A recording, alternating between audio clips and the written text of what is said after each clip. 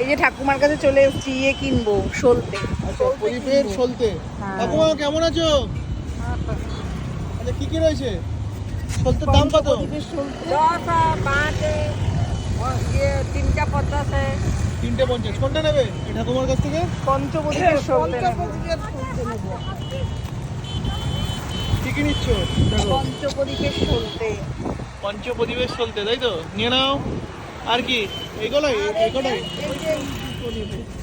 এই দুটো নেবে? এই যে নিয়ে নাও। না, এই যে এটা পুরীতে এসে এই ঠাকুমার কাছ থেকে কিন্তু নিলাম এই সলতে, আর পুরীর সলতেগুলো কিন্তু বেশ ভালো হয়, তাই না মা? হ্যাঁ হ্যাঁ হ্যাঁ। হ্যাঁ, আমরা যখনই আসি তখনই কিন্তু নেই। আর এই ঠাকুমা কোথায় বসে একবার দেখিয়ে দেই। হোটেল সুইমিং এর একেবারে উল্টো দিকেই কিন্তু এই ঠাকুমা বসে। ঠাকুমা বয়স কত? তোমার কেউ নেই। হ্যাঁ,